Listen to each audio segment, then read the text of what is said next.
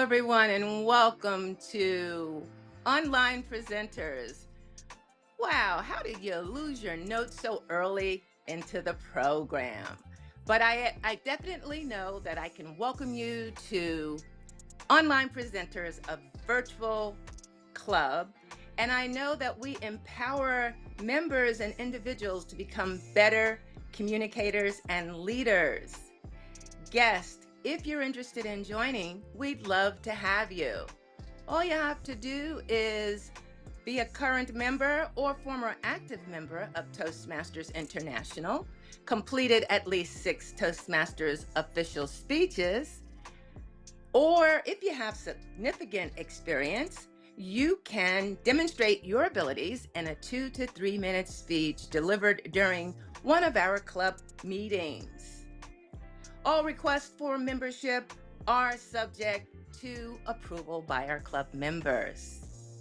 If you haven't done so already, please change your panel to ensure that it displays your name and role, and hover over your video, right-click, and select Rename to do so. Please mute your microphone when you're not speaking.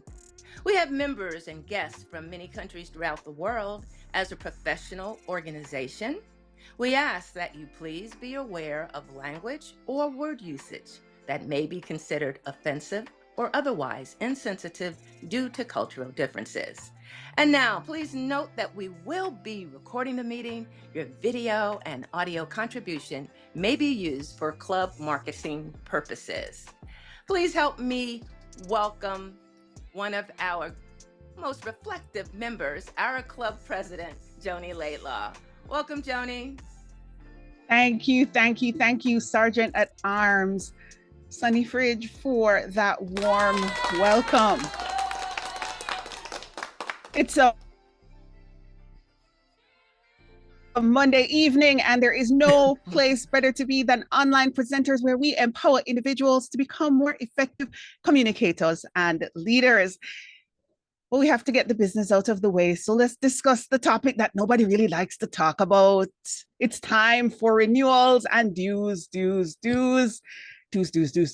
However, it's done twice a year, but if you want to set it and forget it, then I only have to remind you once, if you can.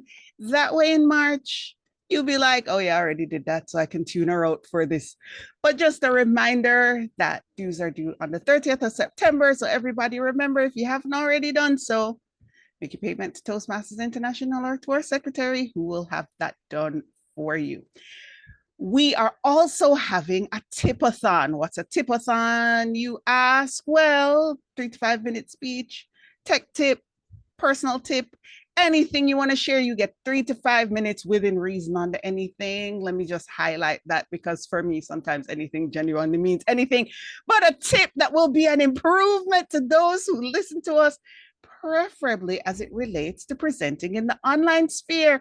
We have a couple of people who've signed up. It's next week. Sign up, share your expertise, and it doesn't matter. You will bring value to those who are in attendance. And it's one of the things we do here at Online Presenters. So now that we've gotten the business part out of the way, let's move on to why we're actually here. We are going to be having one of those meetings where we will be reflective. Now, for those of us who like to write, is this right? You speak so fondly of. I think this thing called journaling. What's this journaling you speak so fondly of? I ask myself yet again. But fortunately, we have someone who has been around since the age of pen and paper as your only alternative, who watched technology emerge. So probably can tell us about the days of when I was a boy. That's a Jamaican reference, by the way. It's a really good, fun book. What it was like when we had to do it old school, but I'm keeping my fingers crossed. He'll throw some technology in there, considering this is Online Presenters. Please help me welcome someone who's been a Toastmaster almost as long as I've been alive. Our Toastmaster of the day to take us through this meeting, Jim Barber. Thank you very much, Joni. Yeah, been almost alive. I've been around for almost your entire, been a Toastmaster for almost your entire life. Thank you so much for pointing that out. Yes. Actually, yes, back in the day, I can remember journaling, taking out a clay tablet and in cuneiform, jotting down my notes, carving my notes on the little tablet there. And of course, we were it wasn't easy because there were frequent flying pterodactyls coming down, swooping down, had to bat them away. So it was kind of tough. You youngsters have got it so much easier these days with electronics, but I can remember back in the day when it was really kind of hard, when I had to walk to school uphill both directions in the snow all 12 months of the year. It was a tough life. But enough about me and about my childhood. Our theme is, as Joni indicated, diaries and journals. People think that journaling is a modern phenomenon, but actually, despite my childhood, actually journaling does go back to the days of the ancient Egyptians. There were ancient Egyptian stones where people recorded the daily activities of what they were doing. They weren't quite as emotional as we do today, but nevertheless, it was journaling. Journaling proceeded throughout the years. As far as we know, there was not a time that people did not engage in journaling. In the 10th century, that was 1,000 years ago, slightly before my time, Japanese court ladies used something called pillow books to record their dreams, thoughts, and poetry. So they were already getting into the emotional aspects of recording what they were thinking. And this has proceeded through the years as we got into technology. Of course, today, the most modern form of journaling is something that was impossible before the invention of the internet, and that is what is commonly called a blog. Journaling has gone 180 degrees. In the early days, journaling was basically a private affair. It was not for everybody else's eyes. Now, with a blog, you want everybody to read your journal, to read your blog. But it still is a journal, and it is a way of communicating, of getting in touch with yourself and possibly getting in touch with other people. It is, considering the blog, it is now probably more popular than it has ever been before in history. And we'll be returning to journaling and diaries throughout the meeting as we go into other things. But first, let's look at some of the supporting roles of what we're doing today. Before I do that, though, however, we have a tip of the day. I almost shot past that. Can't do that. We have a tip of the day, and it's being offered by the youngster, the new kid on the block, the young lady who's just still wet behind the ears, Joni Renee Laidlaw. Joni, you're a kid, but nevertheless, you've grown up with technology, and that makes it kind of cool. Maybe you can share some of that expertise with us this evening, morning, or afternoon. Would you please elucidate on your tip of the day? Joni. Thank you, Jim. Now, one of the things that's very important when we journal is actually reflection. The thing is, when we start to reflect, I'll admit it, reality isn't the most happy thing. There's a reason for that. Our brains are actually wired for, get this, survival. So your brain was actually created to keep you alive. And it does a good job when it tells you every single thing that happens to be wrong in the world, society, the people around you. Well, everything is annoying because at one point, everything could kill you. The thing is that as we reflect, it's important that we remember that and also that it's okay. So what's my suggestion or my tip?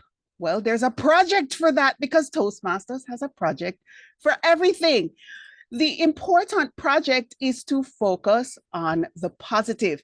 Now, if you're like me and you like to write down your thoughts, used to be via social media because, hey, after all, I just enjoy sharing because I wanted human feedback. It's important to know, am I the only one who sees it this way? Am I the only one who looks at life like this? But as you do that, and you also get feedback, it leads to more reflection. Focus on the positive in Toastmasters will actually give you steps. Now, I hear everybody wondering who has not done it yet. Where do I find that? It's actually a level 3 project in increasing knowledge. Now, most projects will actually have another mandatory elective. So you actually have to go through selecting focus on the positive as your elective for the project, but don't worry, it's in all the ones that are available now. This is a basic table of contents of what you're going to be going through in your assignment. But why is this important? Because the purpose of this project is actually to practice being aware of your thoughts and your feelings, as well as the impact of your response to others.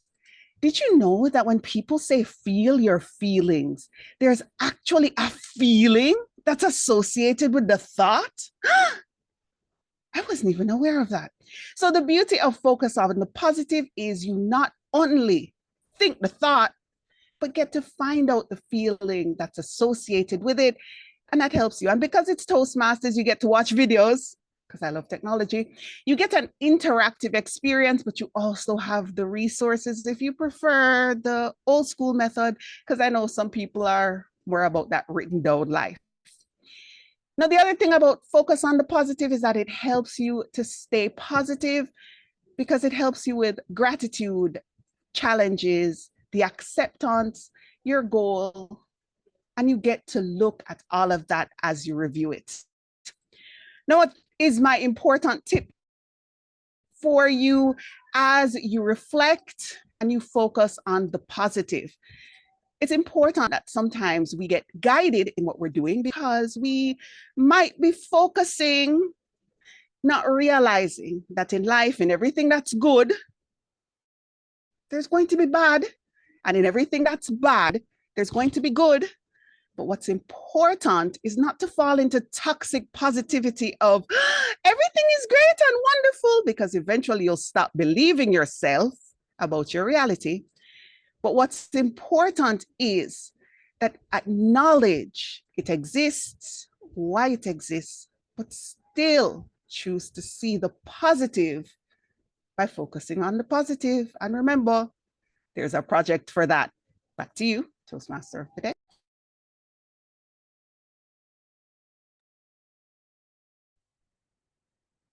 Thank you, Kid Laidlaw. Appreciate the tip of the day. It was very timely and helpful. Thank you. We have other people that'll be participating in our meeting this evening. And of course, one of the more important functions is that of timer. A sill. You're going to be our timer this evening, and you've already started doing that by timing Joni. Would you tell us what you're going to please be doing for the rest of the evening, morning, afternoon? Thank you, Mr. Toastmaster.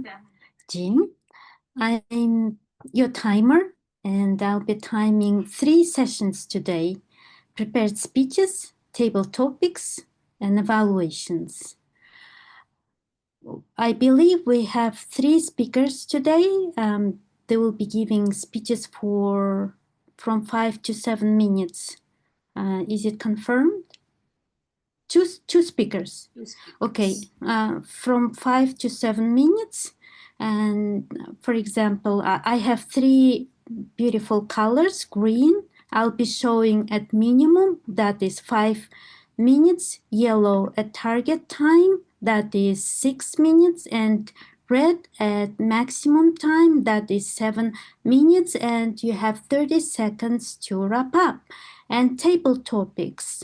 From 1 to 2 minutes, green will be shown at 1 minute, yellow at 1 and 30 seconds, and red at 2 minutes, and you also have 30 seconds to wrap up. And the last session, evaluations, will be going from 2 minutes to 3. That green will be shown at 2, yellow at 2 and 30, and red at 3 minutes, and they also have 30 seconds to wrap up. If I'm called upon, I'll give my report, but during the sessions, I'll try to post timings in the chat. Back to you, Mr. Toastmaster. Thank you. Thank you so much, Asil. We nicely explained, nicely done. Thank you. Carrie Kong, you are the Wizard of Oz tonight. Would you please explain to us, remind us if necessary, exactly what you will be doing as the Ah counter this evening? Thank you, Toastmaster of the Day, Jim. So for our counter, the purpose of the our counter is to note any overused words or filler words, just like what I'm doing now. You know, well, but, as you know, all these I'll be taking note of for today. So please minimize the use of the filler words and try to use some alternatives. Back to you, Jim. Thank you, Carrie. Nicely done. Annie Martin, Joni is the new kid on the block, but you are our newest member of the club. Would you please, you're the grammarian this evening, would you please remind everybody what the importance of talking good is? Indeed, talking good is real good. And I will be checking if anybody has some splendid words or splendid turns of phrase. I've already heard a couple and jotted them down. Woohoo! That's a teaser for some of the people I might be mentioning. Maybe if there's overuse of a word like good, Jim, I might be picking people up on that as well. I'm sure it's going to be a most splendid occasion for me. Thank you very much. Thank you. Thank you, Annie. All right, our watcher this evening is me. So me, what am I going to be doing as the watcher this evening? Well, thank you, me. I'm going to be watching everybody's video presence this evening. I'm going to be seeing that everybody is properly framed, they are properly lit, they are not picking their nose or anything like that. Basically, I am a visual grammarian and I will give a report to myself. No, probably to the general evaluator, the role that I'm not having. I will give a report at the end of the meeting on how everybody did. Back to me.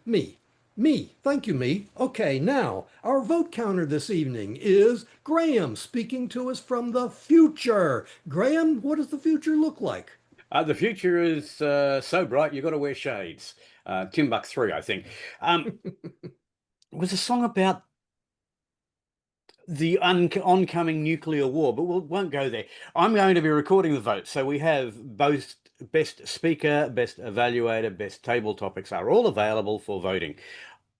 I will place the vote option into the chat. When the speakers have completed, when the evaluators have completed, when the table topics have completed, I'll place that into the chat. You can click that link and please, please, please do vote, because if you don't, well, there's not much point in us giving out the awards. So that's what I'll be doing. Thank you, Graham. Graham is our vote counter. Wonderful. I appreciate that, Graham. I was a little distracted there because it is starting to thunder rather noisily here. There is a thunder boomer moving in on the possibility that I might lose power if I vanish. Don't take it personal. Just somebody please step in and continue things. I will do my best to avoid that happening. Okay, I think I covered all of the supporting roles. Let's hear from our speakers. I do not have an introduction, so I'll simply move to our first speaker. Our first speaker this evening, morning, afternoon, tomorrow, whatever, is Kirthikka. Kirthikka, talk to us.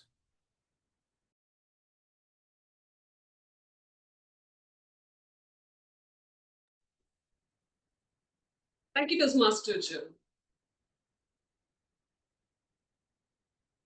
There exists an ultimate order that everybody needs to fulfill, to play their role, to carry forward. Light struggles to emerge from darkness. We feel disconnected when there is a kind of essence that feels into our mind where we are isolated in an interconnected world.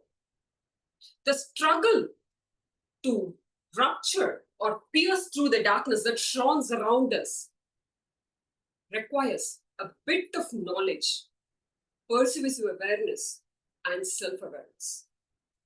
Stories of yourself, your personal story, which needs to be connected to the broader world, the universe, comes when there exists a meaning, a purpose, and the way that it gets narrated to the external world. One such ultimate discovery is this narration.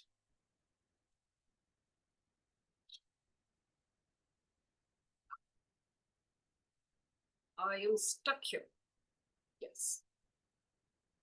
As an early adolescent, I was seen as a confident, a studious, and a charming girl. As in my mid-adolescence age, I transformed into a knowledgeable, a person of being independent and influential. In my late adolescence, I became as a trusted partner. I was a person who was able to influence the generational stereotype people, a person who had the ability to have enormous decision-making capability compared with people of my age. The results? I secured university rank, medals, and much more, having myself indulged into the technological world. This is one of the proof where I had the convocation, securing university rank in 2007. On the dais, my parents too.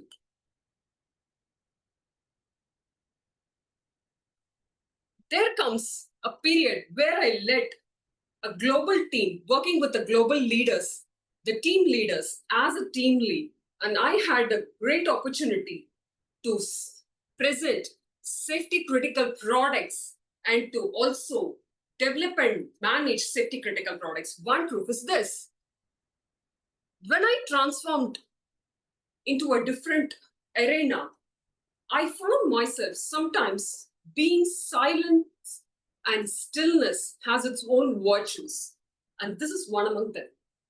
People who promote comfort wouldn't be able to understand the different corridors of your life, the journey that you have taken forward, both professionally or personally. They wouldn't have the leisure to support. This is one among them. I was seen as a mystical, a person who is full of mist and ferns, who doesn't have a melancholy, who always finds herself to be hidden under the augmented world, a virtual reality as a mask bearing on her, shelling myself into a small coder who used to code. I took strenuous effort to turn this, creating a work-life integration into my life, celebrating small moments where I led my team, as calling to my home function, traveled and drove in a dangerous road all alone, visiting many places. And I also spent a quality time with my family and my kid, giving an assured growth for my kid as a single parent. There were certain unknowns in life which you will not be able to manage. One of such instance was when I really stood out in the cliff of the edge, both in my professional and personal life, that I have to struggle myself to come out.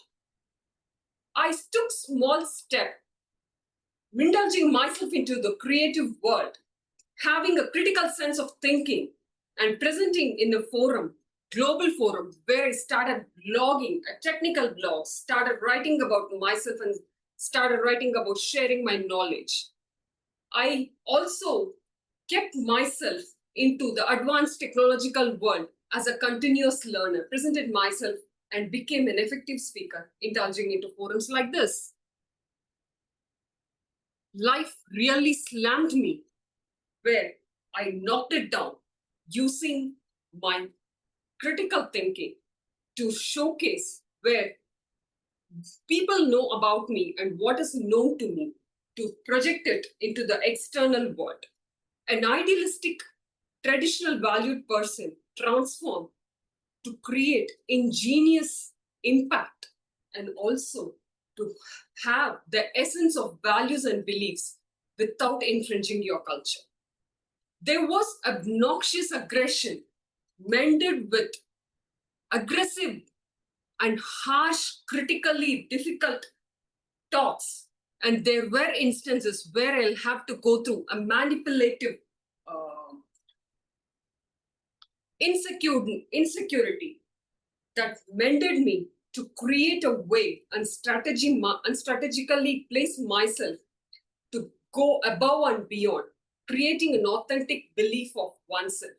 And that is how I saw the real bird in me flying all above the sky, who has the real ability unleashed to the world. Here I am.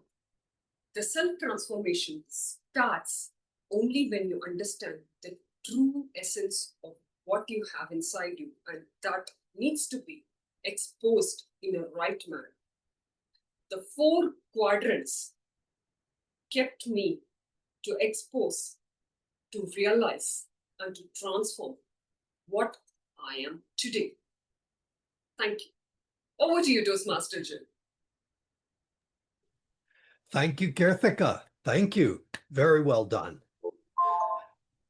I was so caught up in the confusion of introducing myself as the watcher of the evening that I shot right past asking our chat monitor to explain what was going on chat-wise. So Kai, you are our chat monitor this evening. Would you please tell everybody what you will be doing? Hey Jim, yeah, no worries. Yeah, so I will be monitoring the chat as the title suggests. So please keep your comments coming. I'll try to summarize them and pick out some of these positive ones and share it at the end of the session. Back to you, Jim. Great. Thank you, Kai. I appreciate that. Okay, speaker number 3, our second speaker this evening, is the young kid on the block, Joni Renee Laidlaw. Joni, she gave our tip of the day. She's also our second speaker. Not bad for somebody that's kind of wet behind the ears. Tonight she is, or this afternoon, or tomorrow, or this morning, she is giving a presentation from the Persuasive Influence Level 4 Building Skills, Leading in Difficult Situations. Joni, take it away. Thank you, Jim. But I do believe this is one of the only places that I would be called a kid. Now, everybody, let me ask you a question. How many of us know this phrase or have used this phrase, perception is the rule? First time you're hearing it? Okay, I see your hand, Jim. All right, excellent. Grab my see yours as well. Well, I'm here to tell you that perception is actually not the rule. Your perception is not the rule for everybody because we all have different versions of perceptions based on our experiences, our socialization, and what we have experienced in life. And as an international club, I know that's very evident based on how we interact. But I'm going to prove it to you. I'm going to ask you to unmute and answer some questions that I'm just going to throw out there to you. How many, or on average, how much time does a work from home employee save per day on commuting? Just unmute and answer. An hour? An hour? 72 minutes. So yes, somewhere in between. So it's 72 minutes. That is correct. All right. Let me ask you the next one. How much time on average do you think they give back to their employers of that? Let's call it about an hour and a half. Most of it. Can you say it again? How much time of that commute time, that hour and a half, do you think they give back to their employers? Most of it. Most of it, all right? It's actually 40%. So a little bit close to half of the time for the commute, they actually give back to the employers. All right, here comes the next one. How many companies with flexible work arrangements do you think are more profitable than fully in-person companies? I'd go 50%. Any other guesses? It's actually 21%. All right. Let me ask. This is probably going to be the final one. Employees who work remotely a few times per week or month, do they work more? Do they accomplish more in the same time, or do they accomplish less? And if so, do you have an idea of how much? I'd say more, and probably around about the 15% mark. 20%? All right. I agree. Kai, I see you unmuted. 20%. 20% as well. All right. So 77% of employees who work remotely a few times per month do 30% more work in less time, and 24% do more work as it relates to in the exact same time. Now, as you can see, the evidence actually genuinely points overwhelmingly to the fact that working from home actually does increase productivities and benefits to the employer. I mean, after all, you're using your own electricity, water, supplies, food, coffee, all the things that would be in the break room, right? But I was fair. 21% is the profitability for the company. So not to say that there are no drawbacks, because I personally am all about the listen, I want to work from home life. But we have to be fair when we're looking at the entire thing, because perception is not always the rule when it actually comes to working from home, as it relates to productivity for the company as well as for the individual. It does, however, benefit the individual in a work-life balance. I'll tell you a secret.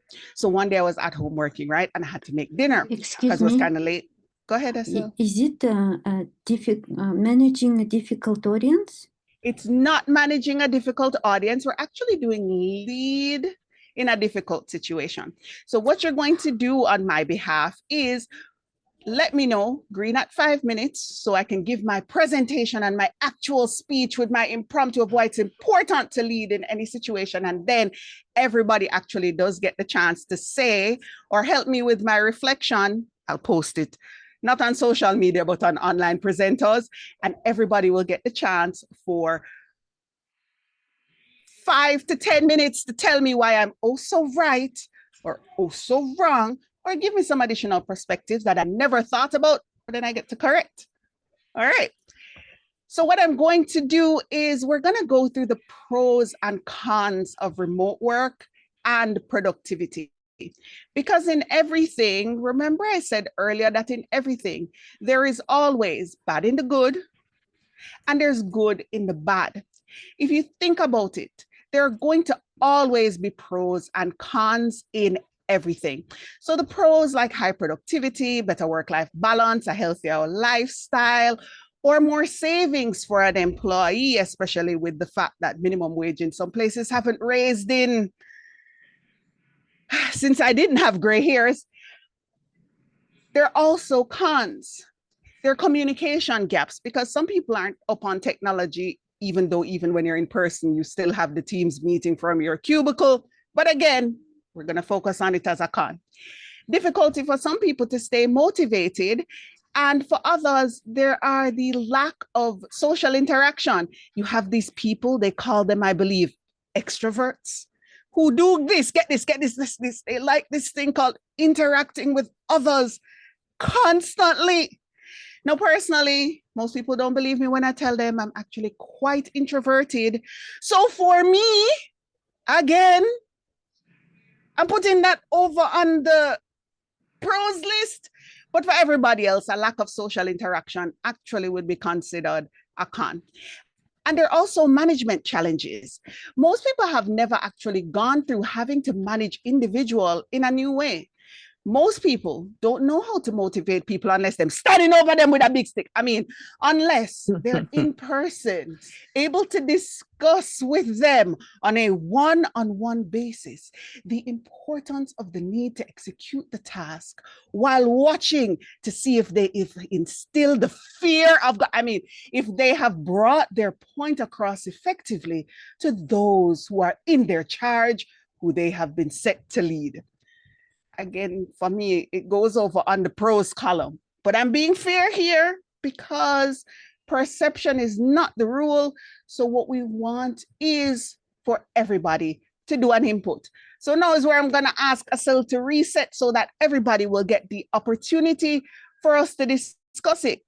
Now, you can feel free to ask me questions or put inputs on, say, for example, the work environment, your perception of that being in person, how work from home works, or better time management. There's also the healthy work-life balance. And we can all have a fun discussion so that we can bring about the agreement that remote work for some people works. Right, so does anybody have any inputs? Graham, I see you unmuted, go ahead. And there are a couple of issues with work from home that I think need to be addressed. One is that insurance and other on costs, which are normally borne by a business when you're working in an office, have to now be borne by the person who's working from home. And the other is that, look, I'll be honest. If I've got the choice of sitting there watching cat videos at home and watching cat videos at work, I'm going to watch cat videos at home because I'm less likely to get caught. But the big problem from a management perspective is that it shows how pointless middle management actually is. It's simply not required. There's what you call a sunk cost fallacy, that we've set it up this way. If we do this, we're going to lose. So I don't know. I don't know if there's any way around those. Actually can answer you in that regard because of the fact that because of COVID, we all had to be online and hence be productive in that way. Now, when it comes to being uninsured, a lot of persons are actually contracted and not full-time workers. Most people don't know that, for example, in a country like America, unless you're working a 40-hour work week and you're signed on as a full-time employee, you're a contract worker, which means you don't get those benefits anyway. You still have to report without the full 40 hours, especially in work in right to work states, and you still do not get those additional benefits as you would say somewhere in Australia. That's the point. The point is that not all company structures were already set up to automatically be full-time. And because of that, you actually do have companies that provide individual insurance that persons can actually take out as a contracted worker if they would like to do so. Now, when it comes to what you said about middle management, you will always need middle management. The issue is for years we've thought that middle managers are there to beat somebody over the head, but they're not. They're actually there on reflection for accountability. If we move from busy work and our space because I am paying you, and if I am paying you, I expect you to not have a life and be there to my whim at all times, to this is a job I expect. When it's done, you get paid, your productivity actually increases, and I'll tell you why. You want to get it over with and done. The problem is directionless leadership. If you don't know where you're going, you're planning to drag me to, if you're unsure of the company's direction and the targeted aim on what is required to be done, you will therefore provide objectives that are unattainable, insurmountable, and all things that an employee will state will actually be looked at as an excuse. And I was going to tell you the story about the time that I had to make dinner for my son, but I had to be doing something. So I had to leave the computer to be processing while I was doing it. And I ran to make dinner and I got the chance to do it. And I was happy because my son got a hot meal when he came home and my work also got done. Would I be able to do that in the office? No. Do most people look at it as cheating the system? I didn't, because though I made dinner for myself, I did what was required. And that's actually the important part. The problem is most companies do not lay out objectives to judge productivity. They judge when you clock in and clock out. Sunny, you had your hand up, so you can go ahead. Well, just something that's a little bit different. Since the pandemic and everybody was working from home, one of the challenges is that everybody had meetings. And for me, it was a struggle because I didn't know whether I was home or work because I was always online. And for me, Zoom butt was real too. And they actually say that sitting is the new smoking. Don't know if that's true or not, but that is a challenge for people who work at home and have to sit for hours if they don't take breaks. I completely I agree guess it's with just a you. comment, not necessarily a question. It's not just that, it's the intrusion of the mentality that I have to watch you because you're not a responsible adult who will be doing what you are required to do. So I have to be there to make sure, not even if the task gets done, that I was watching for everything you've done. The problem is, even in person, when you're there, haven't you ever had that meeting that could have been an email, that scheduled meeting that really was not necessary, that you wasted your time for everybody to go into it's the same thing. The difference is that big stick, and that's what I'm going to call it, mentality of micromanaging, which actually is why production is decreased, as opposed to setting tasks and objectives. It's about watching people and forcing them into busy work, which makes you appear productive, but you actually get absolutely nothing done. So I hope that helped as to why that happened and actually how we can fix it, put the metrics in so that we can follow. Zoom now has this great AI tool that says next steps, and it allows you to click on it when you've completed it, or Google has tasks that you can tick off.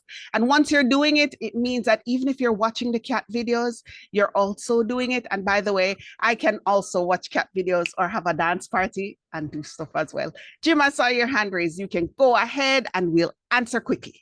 You're running out of time. I think it probably best just pass. It's okay. I have 2 minutes. I set it up because I knew that would happen. You can go ahead. Oh, okay. Then, unlike some other people who have only understood the workplace operation with the internet, I've experienced workplace working without the internet and with the internet. Of course, working at home was not possible before. You're going to experience a similar revolution called AI. What do you see AI doing to the working at home process? Ooh, I love that. I love AI because AI is or isn't. For all the people who have gone through the Grok reprogramming saga, if you're chronically online, Grok is actually the AI bot on Twitter that confirms facts, who they've had to reprogram a number of times, regardless of what you program. And AI is or it is not, and it does not care. The Jamaican will come in, but I will translate. AI don't TikTok. No, you can program it with your expectations. Again, it judges productivity because it is or it isn't. And unlike a human who perception is the rule, you look like you're idle. And I can tell you, if you've ever walked past me at a desk in a corporate environment, when I look like I'm focused on work, be worried, because that's when I'm idling, because I see you watching me and I want to pretend like I'm doing something so that I don't get in trouble. But when I sit there having a dance party and I am in my zone, headphones in, music blaring, getting my groove on, that's when the ideas flow, everything is created and work is done. Mainly because, remember I said that introvert thing normally, and people want to talk to you and bother you, and when you have your headphones in, vibing, they leave you alone so you can actually focus on what you have to do. I'm just saying, because again, perception is not the rule. So to an AI, if you're talking to 15 people, but you did the spreadsheet, guess what AI is looking for? Anybody? We're going to throw this out. What are they looking for? That the spreadsheet was done. So I believe AI will actually be a better tool as it relates to productivity. And with that, I know that I am at 8 minutes, so I will do my conclusion. For a healthy work-life balance, giving remote employees control over their work hours allows them to balance work and personal needs in a healthy, productive manner. But it also needs to ensure that there are clearly defined roles, objectives, and tasks that are required, because if somebody does not know the path to take, then either you will have to give them the opportunity to make the mistakes while figuring it out. But if there is a laid out process, you have a metric within which to judge whether or not somebody is experiencing the progress. And on reflection, again, it is or it isn't. And remember, perception is not the rule. Back to you, our Toastmaster of the day. Thank you, Joni Laidlaw. The tip of the day, a standard presentation, and a question and answer presentation, all three in one evening. I think you have definitely got a lock on the Overachiever Award of the evening. Madam Timer, Asil, how did our speakers do this evening? Kirthikka, 6 minutes and 48.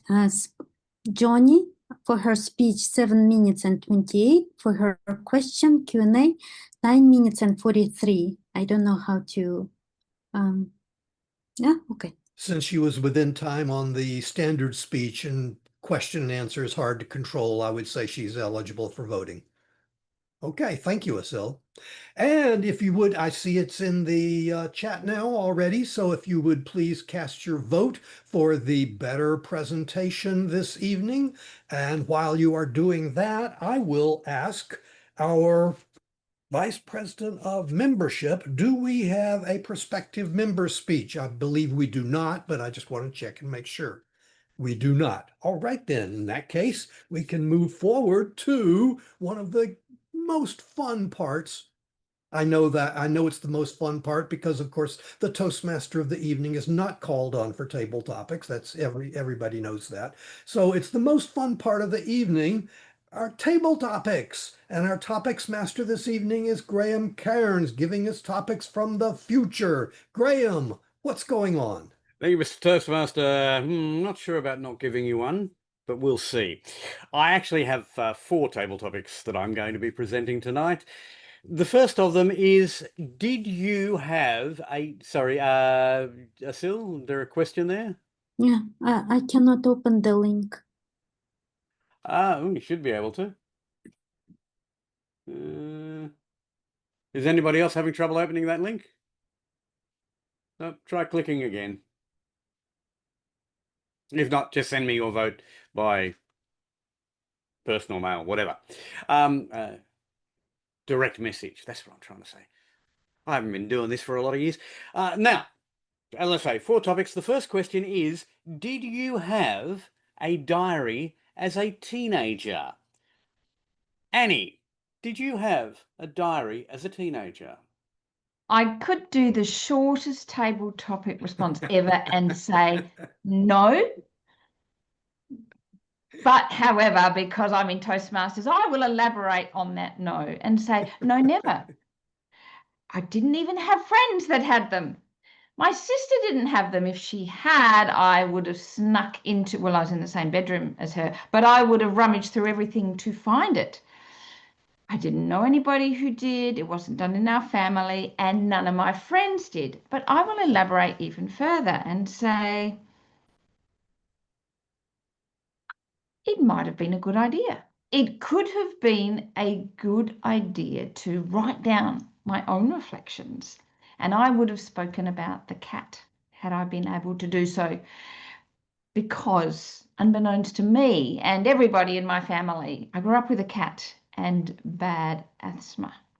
And it was not until that dear cat died, speaking of cat videos, as Joni was earlier, until that dear cat died that everyone went, ah, now finally Annie is well and she can breathe again.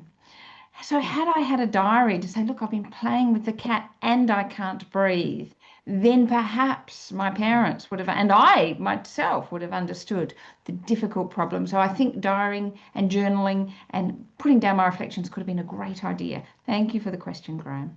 Thank you, Annie. And thank you for the reminder that you should never ask a closed question in table topics, because The answer, no, I didn't, would have been everything that was required, but wouldn't have let you get to be eligible for the best table topic of the day. Let's move on. Whose diary would you want to read if you could? Anybody, past, present, famous, not famous. Whose diary would you want to read? Kai.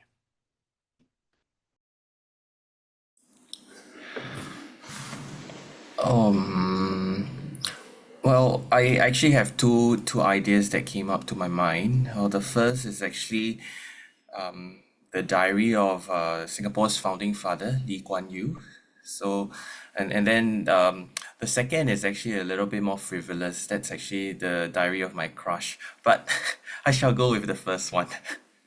Well, because I think it's always portrayed to us Singaporeans that Lee Kuan Yew is a very wise, influential, pragmatic man, right? And we have actually seen so much about him through videos as well as some of the books that he actually wrote. And of course his persona as a leader, and everyone raves about him. But because I belong to a generation that I don't directly interact with him that much, because at that point he was already a senior minister. He was no longer the prime minister, and so I think I heard a lot about all these stories, but I have never really experienced it. So I think by looking into his diary, I think that could be quite informative and quite rewarding for me. But of course, having said all these, I find that it could be very intrusive though, because there could be very dark elements in his diary that potentially could affect my perception of him. So it's really a balance, but out of curiosity, I would still want to peek into his deepest reflections and see how he actually made all these decisions to bring Singapore from a third world to first world. Yep. So that's what I have. Thanks. Thank you, Kai. Thank you very much for that. I think you're probably right, by the way. We don't want to see the feet of clay of our heroes to find out that they are human. You talking about wanting to read the diary of your crush. A word of warning here. There was a song by a band called Bread, called Diary, which says, I found her diary underneath a tree and started reading about me. The words she'd written took me by surprise. I'd never read them in her eyes. She said she'd found the love she waited for. Wouldn't you know it? She wouldn't show it. But then there's another verse comes later. I found a diary underneath, and then the words began to stick and tears to flow. Her meaning now was clear to see. The love she'd waited for was someone else, not me. Wouldn't you know it? Yeah, so sometimes reading somebody's diary wouldn't be a good thing. Let's move on to our third question. Should a diary, or journal for that matter, be private or public? So should a diary be private or public? Could be your diary, could be somebody else's. Carrie, should a diary be private or public? Thank you so much, Topic Toastmasters, Graham. It's a really difficult to answer question. First of all, I would say a diary should be private because a diary is a diary. A diary is supposed to be owned by yourself. I used to write my diary when I was like around 10 years old, and then starting from 10 years old, ending at around 15 years old, and then stopping at around 15 years old. I was not sure if everybody can recall. Actually, during that time, written diary was no longer really popular. It becomes like blogging. Something that I wrote online, it was called Senga. So basically, it was the first generation blogging that I wrote online, and I made it really private so that nobody can access to my diaries. I wrote everything about like similar to Kai, my crush, also about my secret, family secret, or my thinking about my process about doing things wrong in the school life, or maybe something that I did really right, something that I was really proud of, something that I think those things, they all should be owned by yourselves, so they should be private. But it's a really, really difficult to answer question because during the time when I was enabling my Senga, actually I enabled like 3 to 5 of my private friends. who can actually access my Senga blogs and they can read my diaries. And purposely, I wanted them to read it because when they read my diary, one of the diary was about a story about me getting back to home but being followed by the stranger and was really terrified. So I really want somebody to read it and being able to report it to maybe the police or maybe the teachers and want them to understand my feelings. And they read it and then the next day they discussed about it. So secretly I want my friends to read it. So sometimes when the diaries maybe people when people die, those diaries they become public. It's okay, everybody likes it, but it's a really difficult to answer question. It should be private, but it depends on how you want to frame it. Back to you, Graham. Thank you, Gary. Thank you for that question or that response to the question. Do we have time for one more, Mr. Toastmaster? I think we do. I was going to ask the timer whether we had time for one more, but since she's the only other Yeah, minor role I carrier. can answer. I was coughing, sorry.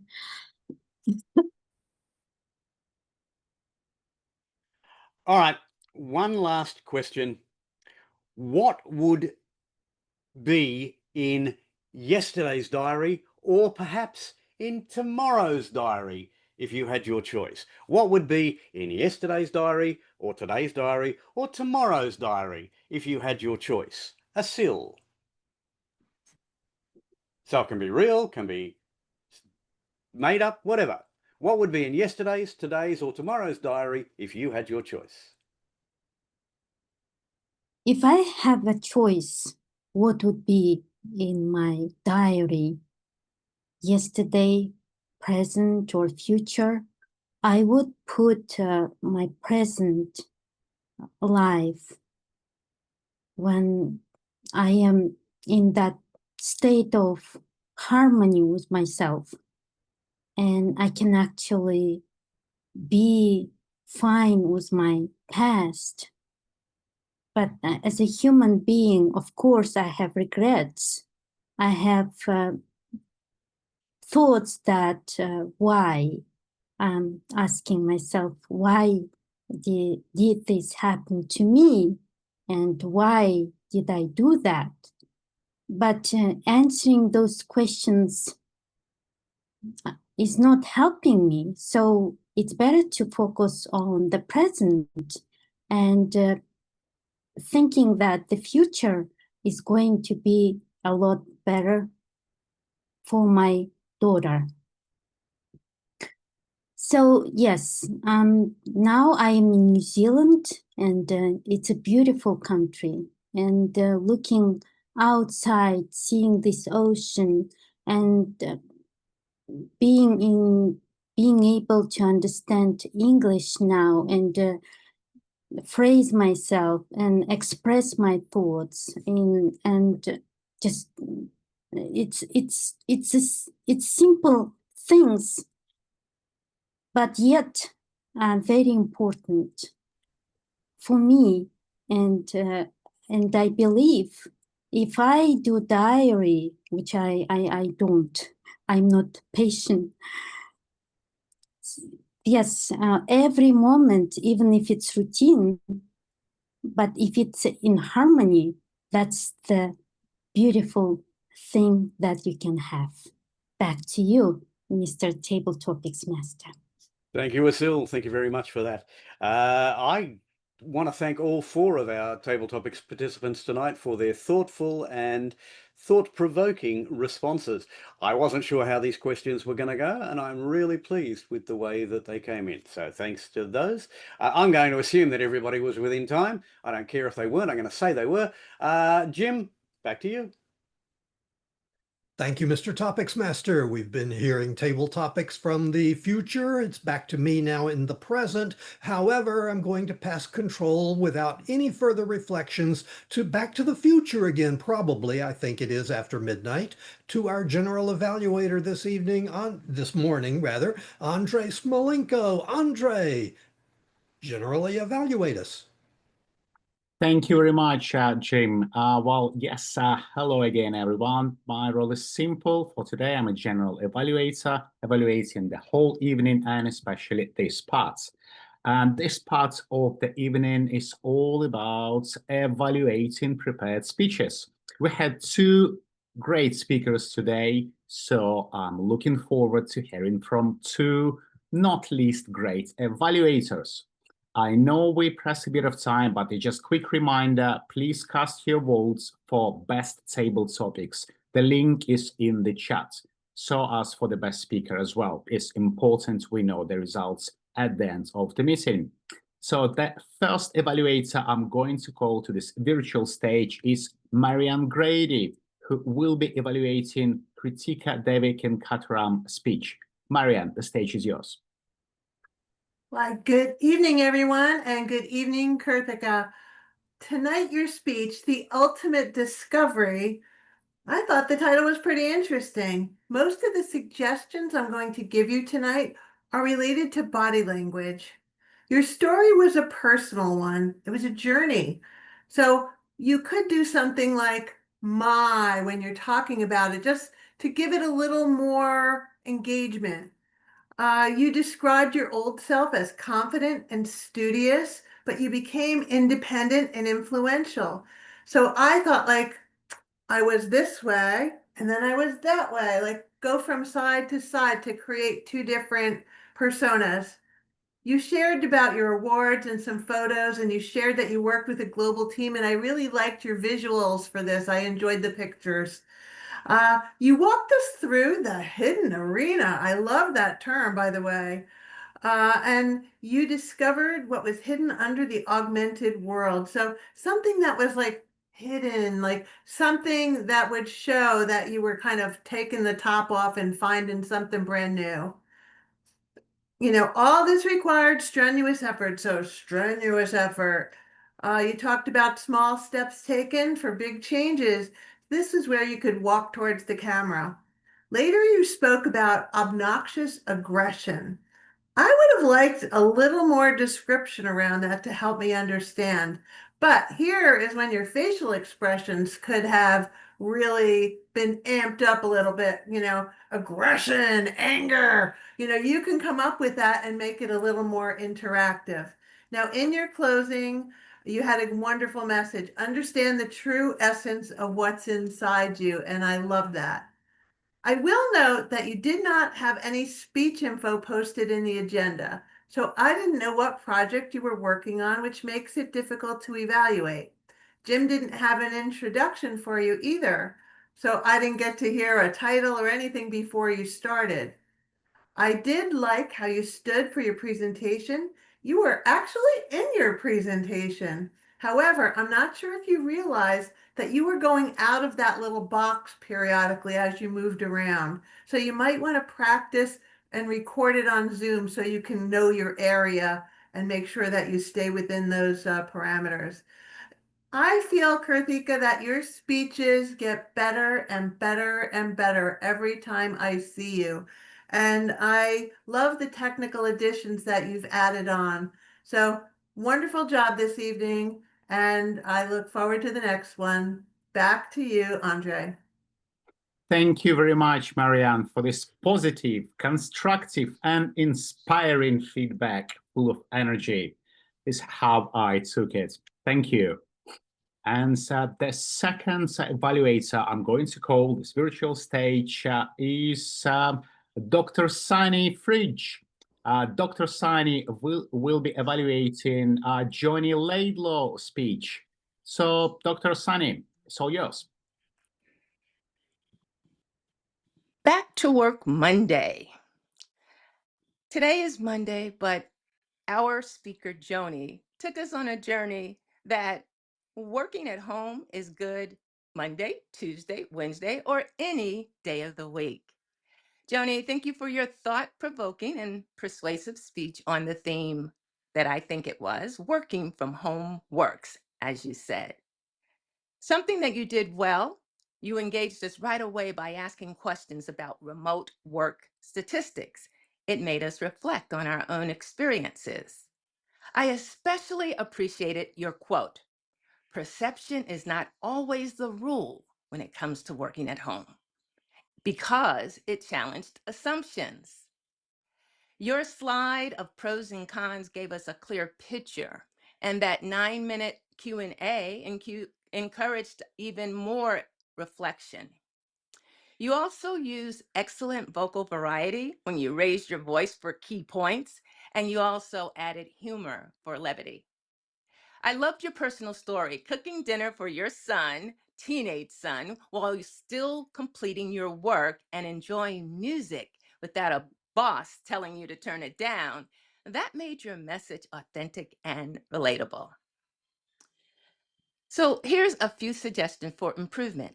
If you're using slides with lots of information, you used a pro-con slide, consider revealing bullet points one at a time. That way the audience doesn't read ahead. Also, a brief roadmap at the start of your speech would strengthen your structure. For example, you might say, I'll share the pros and cons of remote work and then explain why I believe working from home works. That's persuasive. And that clear roadmap would help us follow your journey more easily.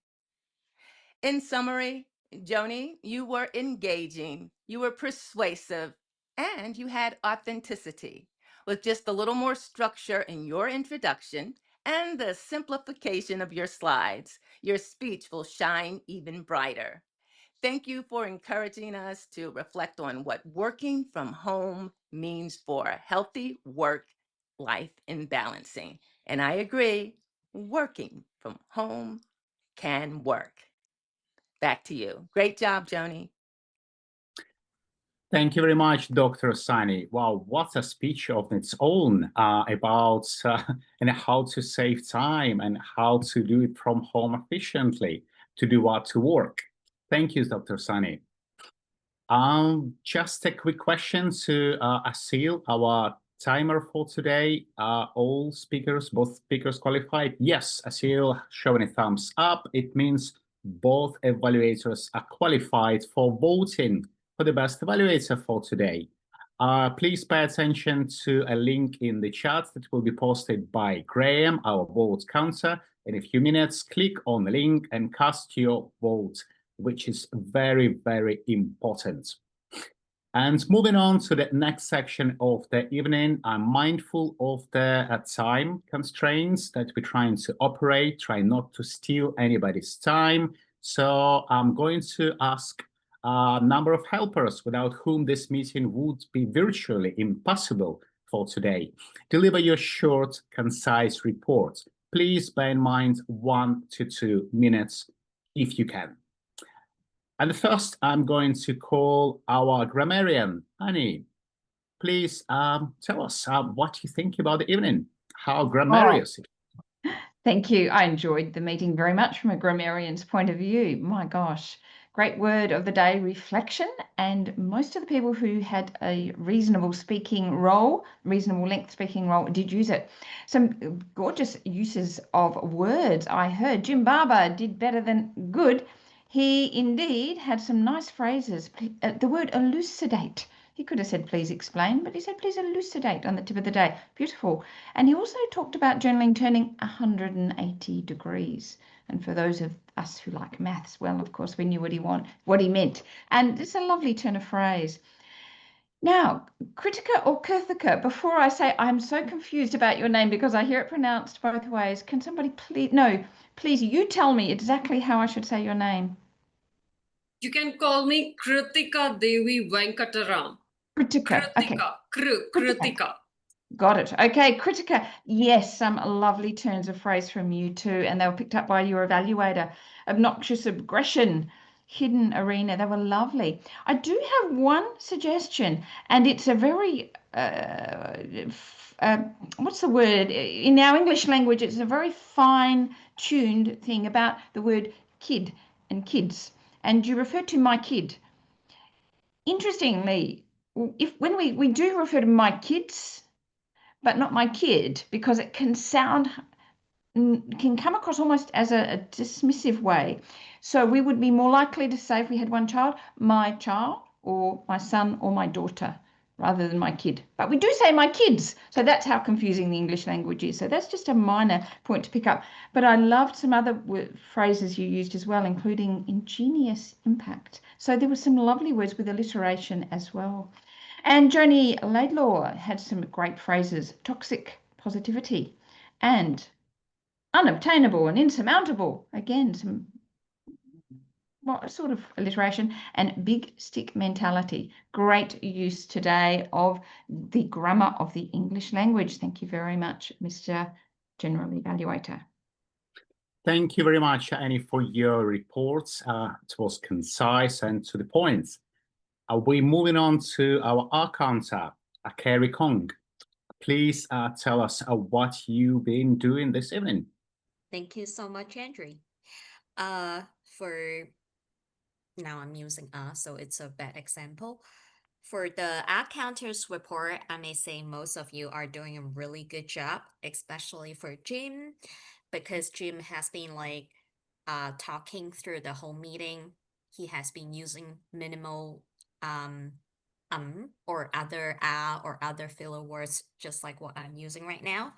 For some improvements, Joni has some minimum use of so that, or actually is kind of like one of the favorite usage words of Joni, but I think that's reasonable. For Kai, you use quite a bit but, or then, or so. So there are some filler words that you've been using in your speech, but definitely wonderful speech of the table topics, the speech that you gave to us today. And for Marianne, you use so and for a couple of times. For Asil, there are one or two and so's. But other than that, most of them, they are really good usage, I would say. I use more filler words than you, so I should learn from most of you. Back to you, Andrew.